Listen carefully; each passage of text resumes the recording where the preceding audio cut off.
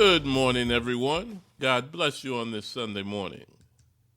On behalf of the New Beginning Church of God Sunday School Department, our pastor, Bishop Leroy Odom, our First Lady Evangelist Willa Odom, and our Sunday School Superintendent, Missionary Sabrina Morgan, we are glad that you decided to join us for another Sunday School lesson. We are in our summer quarter of the Union Gospel Series lessons. And our main theme of study is people of valor, people exhibiting great courage in the face of danger. Our study today is found under Unit 2, Courage Facing Threats. And we are at Lesson 8, entitled Esther Goes Before the King.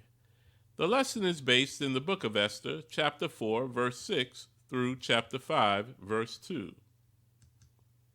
In today's lesson, we examine the importance of turning to God in times of distress and feelings of desperation. When we think about distress involves feelings of extreme worry, sadness, or pain. And when we think of desperation, it's a state of despair, having a hopeless sense that a situation is so bad as to be impossible to deal with.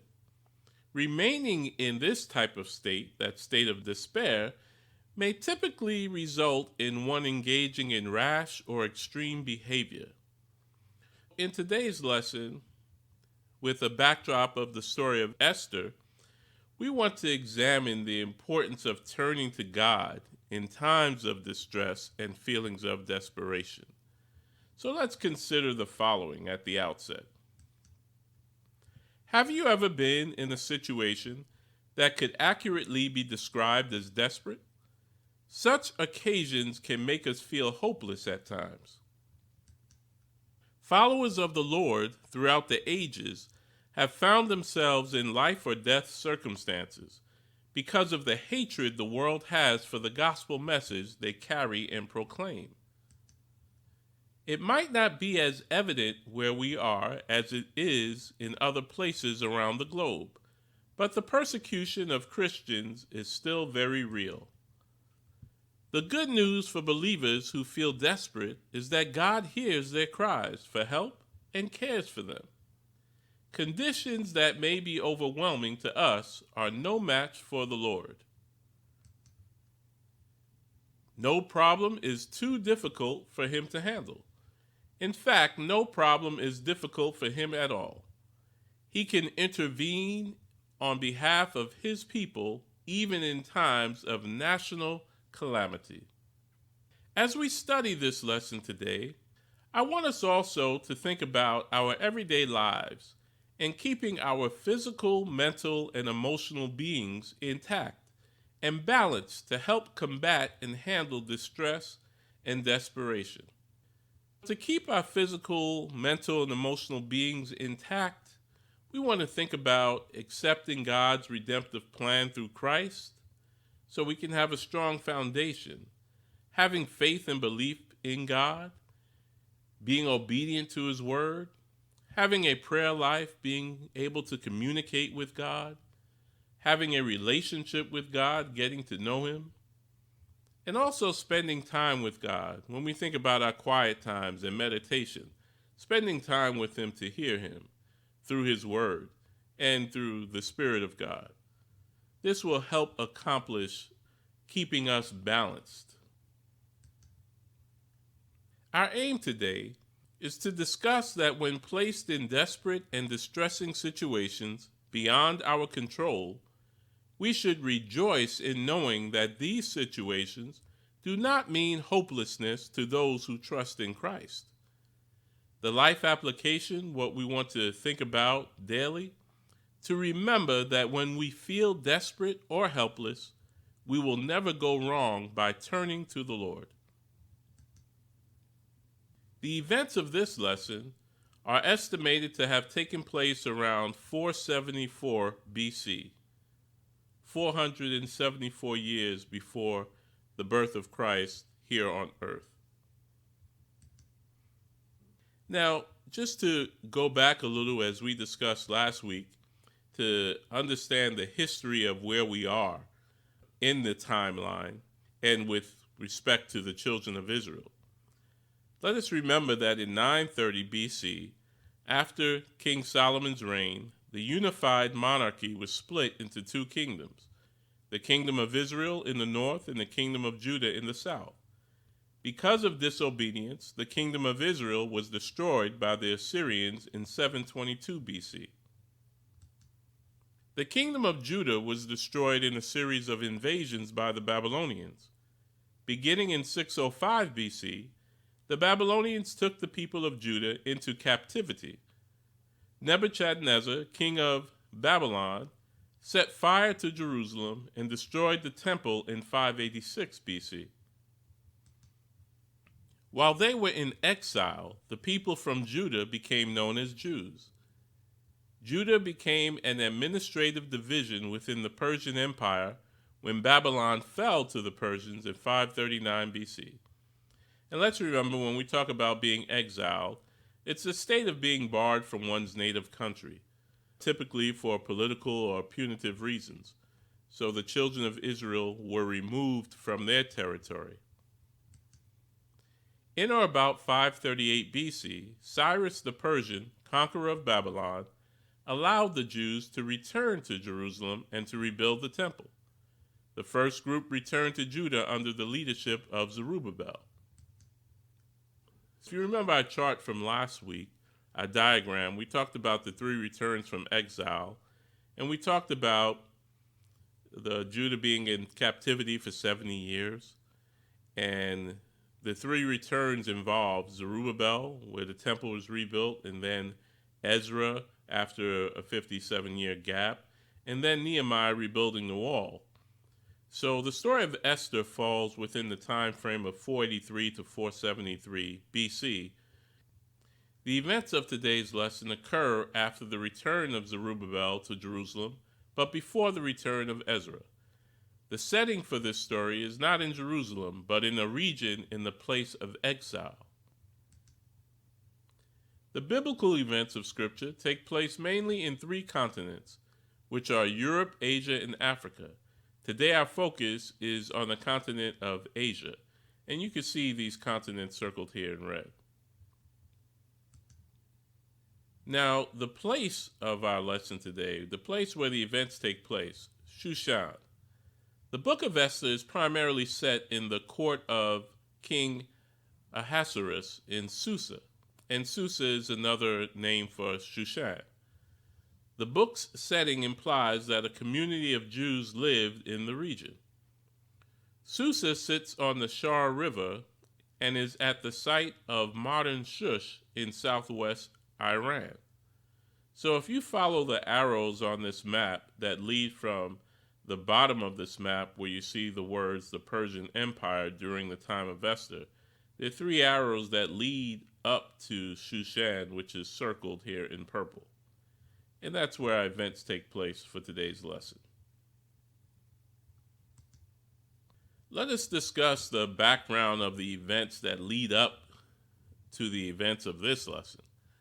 When the Jewish exile to Babylon ended in about 536 BC, many Jews returned to Judah to reestablish temple worship under difficult circumstances. Many others did not return. In Shushan, the capital of Persia, a man named Mordecai adopted his cousin Esther and raised her as his own daughter when her parents died. So Mordecai was the son of Jair. He's Esther's cousin. He became the guardian of Esther. Mordecai is from the tribe of Benjamin. Some say Mordecai represents a model Jew surviving in the diaspora. When we think of diaspora is the dispersion of any people from their original homeland. So when we think of the diaspora, it's the outskirts of where people from a particular homeland may have gathered or were taken to, and now they are populating there. So let's look at Esther 2 and 7. And he brought up Hadassah, that is Esther, his uncle's daughter, for she had neither father nor mother, and the maid was fair and beautiful. This is the description of Esther, whom Mordecai, when her father and mother were dead, took for his own daughter. So the scripture talks about how Mordecai became the guardian of Esther. When the king of Persia, Ahasuerus, banished Queen Vashti for ignoring his command to attend an opulent feast, when we say opulent feast, it's this luxurious and lavish type of feast designed to attract notice. So Queen Vashti ignored the king's command to attend the feast. When she did that, the king decreed that all beautiful young maidens be brought to him in order to find a queen to replace her. So she was banished as a result of her behavior.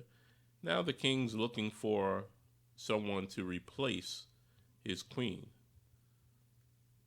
Esther won the loving kindness of the king and was crowned as the new queen. Upon the advice of Mordecai, Esther did not make her Jewish heritage known to the king. One day, Haman, the king's prime minister, received a royal promotion. All the king's servants that were in the king's gate bowed and reverenced Haman, for the king had so commanded concerning him. But Mordecai bowed not, nor did him reverence. Haman became filled with wrath. Haman petitioned King Ahasuerus of Persia to sign into law a decree that allowed the annihilation of the Jewish people throughout his kingdom. Since the edict made it legal to hunt the Jews down and kill them, Mordecai took swift action and called on the queen, his younger cousin Esther, to intercede. Esther was not aware of this new decree. Now let us begin with our scriptures. So Hatach went forth to Mordecai unto the street of the city, which was before the king's gate. And Mordecai told him of all that had happened unto him, and of the sum of the money that Haman had promised to pay to the king's treasuries for the Jews, to destroy them. Also he gave him the copy of the writing of the decree that was given at Shushan to destroy them, to show it unto Esther, and to declare it unto her, and to charge her that she should go in unto the king, to make supplication unto him, and to make request before him for her people. And Hatach came and told Esther the words of Mordecai. Once Mordecai heard of Haman's wicked scheme, he tore his clothes and put on sackcloth. This was the traditional way of showing public grief or mourning in the ancient Near East. Esther sent out Hatach, one of her attendants, to meet Mordecai in the open square of the city, which was located at the king's gate. She wanted to find out why her cousin was grieving. Mordecai told Hatach what Haman planned to do to the Jews, including the exact amount of money Haman promised for the king's treasury to carry out the plot. In addition, he gave Hatach a copy of the king's decree that ordered the destruction of the Jews so he could take it to Esther. Mordecai wanted Esther to have this information so she could take it to the king and make him aware of what Haman was up to. Esther, however, was very reluctant to go to the king. Practical point: wherever we are, God can use us to help others. So just think about the position that Esther was in, God being able to use her in that position. Practical point number 2, it is never wrong to urge others to do the right thing. So as we go through this story, we'll see an urging of Esther by Mordecai. And when someone's in position to do the right thing, it is okay to urge them to do the right thing. But make sure that whatever you do, you always do it prayerfully. Esther 4:10-12. Again Esther spake unto Hatach, and gave him commandment unto Mordecai. All the king's servants and the people of the king's provinces do know that whosoever, whether man or woman, shall come unto the king into the inner court, who is not called, there is one law of his to put him to death, except such to whom the king shall hold out the golden scepter, that he may live. But I have not been called to come in unto the king these 30 days. And they told to Mordecai Esther's words. Esther's hesitance to acquiesce to Mordecai's request or her hesitance to agree to Mordecai's request is understandable if we look at it from her perspective. No one was allowed to enter the king's presence unless called for by the king. Violators of this policy were subject to execution unless the king extended his scepter to them, indicating his acceptance. Now, the scepter is an ornamented staff usually carried by rulers on ceremonial occasions as a symbol of sovereignty. So we're talking about the king's special staff here, his scepter. So even Esther, being the queen, still needed permission to go before the king. Consequently, no one just stopped by to visit the king. One had to be invited, and Esther commented that it had been 30 days since the king last wanted to see her, and she was the queen. It is easy to see why she was quite uneasy about going to him unannounced. Practical point number 3. God does not ask his people to deny the presence of danger, but to trust him in that danger. So burying your head in the sand is not the answer. You must face the challenge in faith. Trust God. Because sometimes we go through situations of life and dangerous, tumultuous things, but to ignore them is not the answer. You must face them head on, but face them with faith in God that God will be with you through it. Don't face it and just do whatever you want to do without being prayerful and trusting in God. You want God to lead you in all that you're doing. Esther 4:13 through 14. Then Mordecai commanded to answer Esther, "Think not with thyself that thou shalt escape in the king's house, more than all the Jews. For if thou altogether holdest thy peace at this time, then shall their enlargement and deliverance arise to the Jews from another place. But thou and thy father's house shall be destroyed. And who knoweth whether thou art come to the kingdom for such a time as this?" When Mordecai heard Esther's response, he sent a message back to her. This would be a turning point for the Jewish people. Up to this point, no one in the royal palace knew Esther was a Jew because her Jewish identity had been kept a secret. Mordecai informed her, however, that her secret would not be kept forever if she stood by in silence and allowed her people to be slaughtered. He told her she could not expect to survive the attack. Although God is not mentioned by name in the book of Esther, Mordecai's faith is indicated by his statement that deliverance would arise for the Jews in some other way if Esther did not act. However, he insisted it would not come for her if she failed to act. Once Haman discovered her true identity, she too would be eliminated. This was followed by Mordecai's famous statement that perhaps Esther had been installed as queen for just such a time as this, to save God's people in their darkest time. So Mordecai lets her know, if you just stand by and don't say anything to protect your people, you are putting yourself at risk also, because your identity, more likely than not, will be revealed. And God's going to protect us one way or another. Somehow he's going to do it even if you don't do anything. But if you don't do anything, you will not be protected. So we must have faith and strength and the fortitude to follow God, to stand on principle, and to be brave and courageous in times of desperation, to be prayerful about what we're doing, and to stand on his word. Don't cower away, but stand on principle and always stand on righteousness. Always do the right thing. Never cower or, back down and just do the wrong thing. Meaning that if you know the right direction to walk the right direction. Because there's pressure in the right direction doesn't mean you turn around. You continue to walk in the right direction knowing that God's going to work things out. Never revert back to unrighteousness because the road looks hard. But continue on the road of righteousness and continue on that road in faith.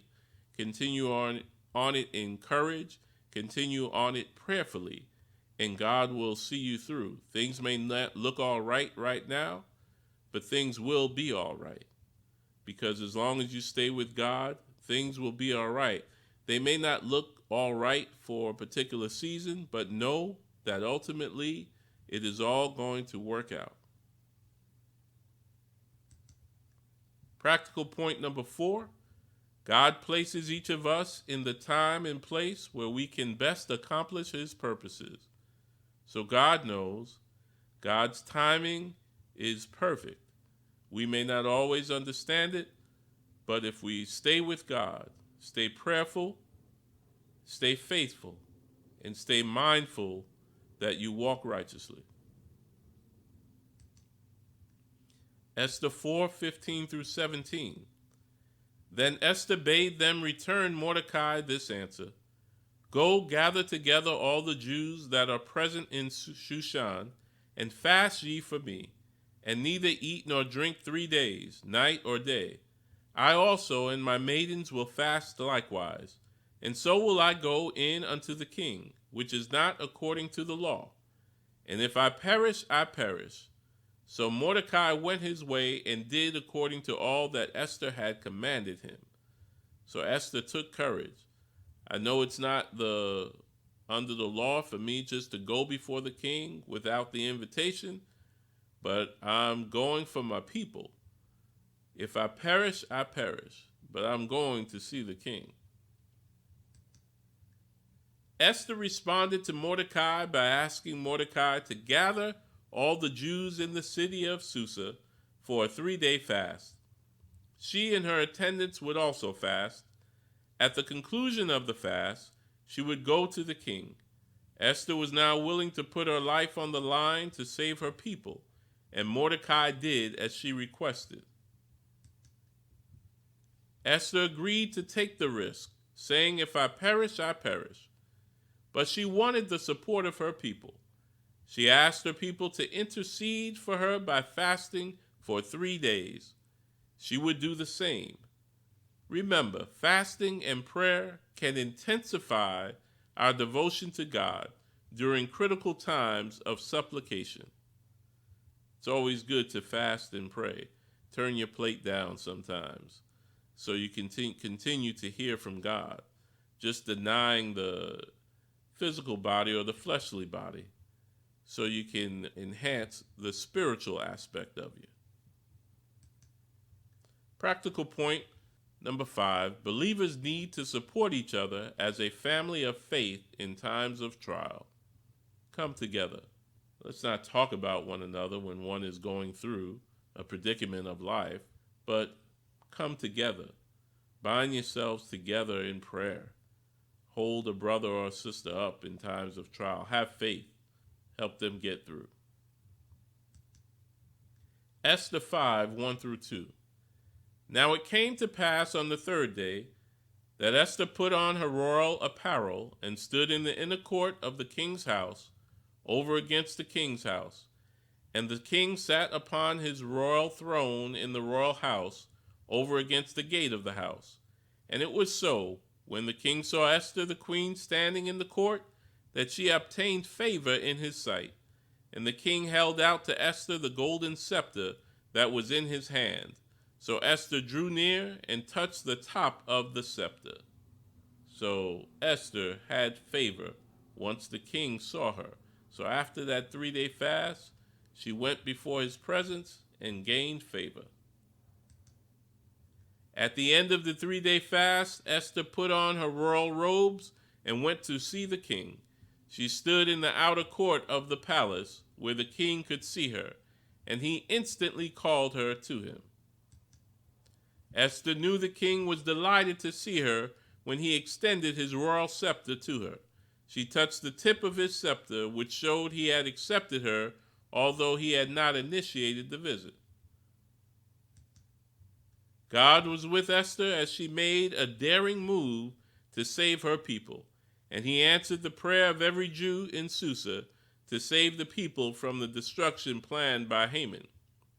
When you have time, read the rest of this story in Esther, and it's a story where you see how one is plotting, but God just turned things around. So things looked desperate and distressful for the Jewish people at a point in time in these events, but God turned it all around. And so we must have faith and trust in God, because God has the ability to turn situations around. Practical point number 6, God often answers prayers through people who are willing to act boldly in obedience to Him. Be obedient to Him. Be bold. Be bold, prayerfully bold, and follow the guidance of God. Things may not always work out as we anticipate, but God has a plan. Our reflection today: we who know the Lord always have hope in Him, even in the most desperate situations. When things look hopeless, we who know the Lord have hope in Him, because we know God is omnipotent. God is omniscient. God is just all-powerful. Because of Haman's desire to kill the Jews, it was a very desperate time for them. They cried out to God, and He protected them. There is never a time where we are so desperate that we are out of God's reach. Desperation for the child of God does not equal hopelessness, because God is with us. He can deliver us from any trouble we experience.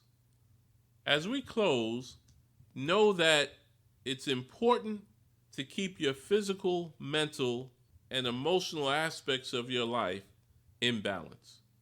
To combat threats of frustration, any lies coming your way, pressure, threats, these things that build up or make up distress in your life. And sometimes we're in desperate situations, sometimes of our making and sometimes not. But no matter the distress, no matter the desperation, God is able to keep us. So if we're accepting of Him, have a prayer life, have a relationship, quiet time with Him, this will help keep our physical, emotional, and mental well-being imbalanced. Let us also look at a quote from last week's lesson. I think it is appropriate here. The things people say may hurt us, but they can never harm us unless we let them get into our system and poison us. If we spend time pondering the enemy's words, we will give Satan a foothold from which he can launch another attack closer to home. The best thing to do is to pray and commit the whole thing to the Lord, and then get back to your work. Anything that keeps you from doing what God has called you to do will only help the enemy. Keep trusting in God. God may one day call on you to be the instrument He uses to fulfill His plan. Like Esther, you may be the one person He asks to step out in faith and courage, even if you are fearful. Will you dare to be faithful? We thank you for joining us for another Sunday school session. We want you to remember to have courage and faith as you trust in God daily. Pray for strength. He will bless you and provide for you. Until next time, be blessed.